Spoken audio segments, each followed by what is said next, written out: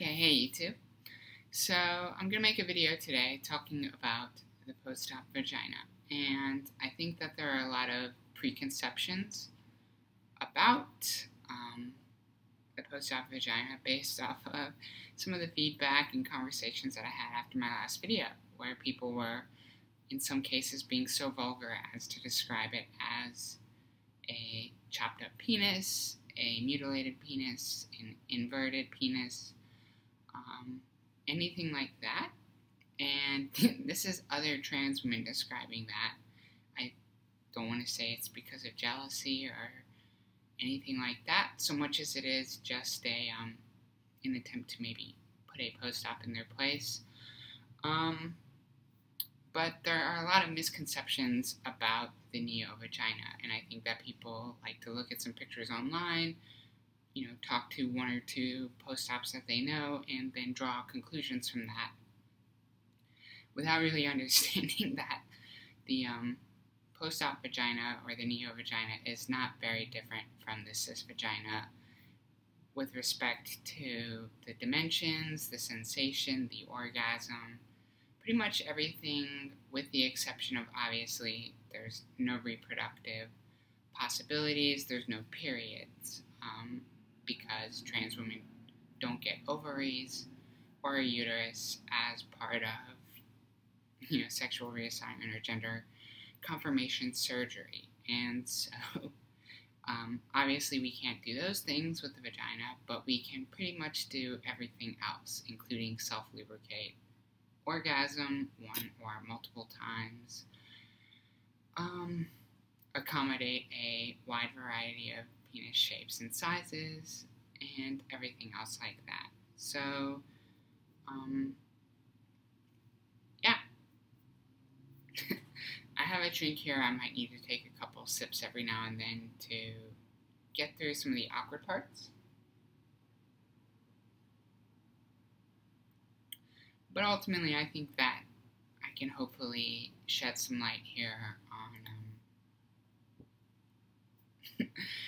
the post-op vagina and post-op sex. So first, the dimensions.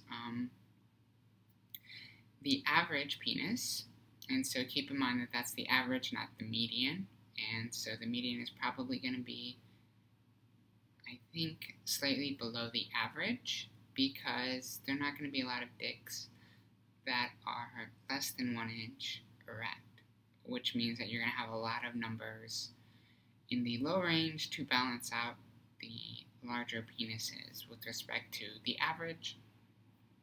So that's some basic kind of statistics there to talk about, distribution within a population. Anyway, the point is that the average penis is about 5.5 inches long erect, and about 1.5 inches in diameter, or 4.8 inches in circumference, or the girth. And so what that looks like on a dilator is this orange guy right here, somewhere between the third and fourth dot of the dilator. From the tip to there is about what your average penis is like. And keep in mind that a dilator is made out of hard, rigid plastic, compared to an erect penis, which is still going to give a little bit if it comes in contact with a tight vagina. So that's the average, and that's, I don't know, within the population, what percentage of that, maybe 60-70%, something like that. And obviously, the more length you can get, or the more girth you can get, kind of the more penises you can accommodate. But the cis vagina is not going to be a lot deeper than that, nor is it going to be a lot wider than that on average. It may be a little bit more flexible, but dimensions-wise, trans people are not at a significant disadvantage. The fact that the tissue is a little bit different and doesn't always necessarily self-lubricate does make it potentially a little bit more difficult if you're not using lube, but there are some cis vaginas that don't self-lubricate either. The percentage of those is going to be a little bit less than the trans ones, but, ultimately there's not a ton of difference there.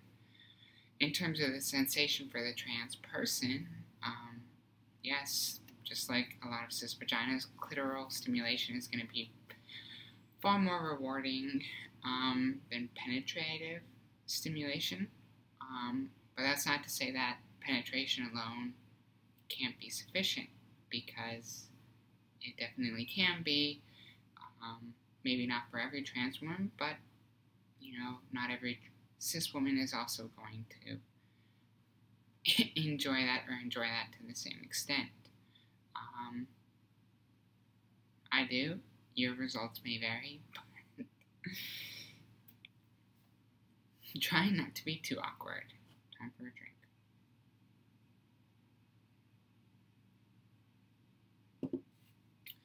And then a lot of people like to ask, well, how does it compare sensation-wise for the trans person to anal, or to, like pre-op orgasms or sensations or whatever. And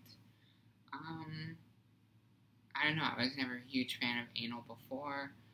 I was able to get off from anal alone, and I'm able to get off from penetration alone, and I don't really want to get into that comparison, because I think that's, anyway. But compared to the, I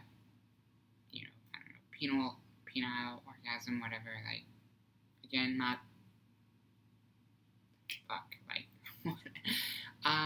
yeah, so, anyway, finally, the orgasm itself, like, is it as intense as it was before?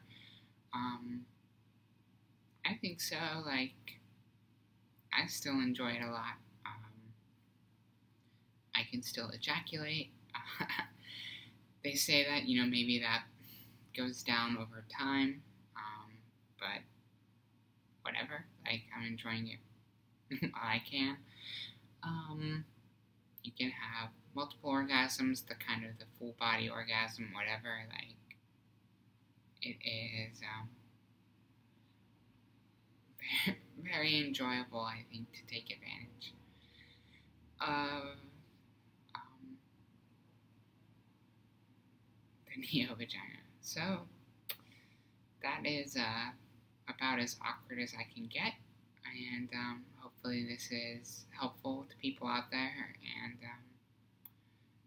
not too painful to watch, for me at least.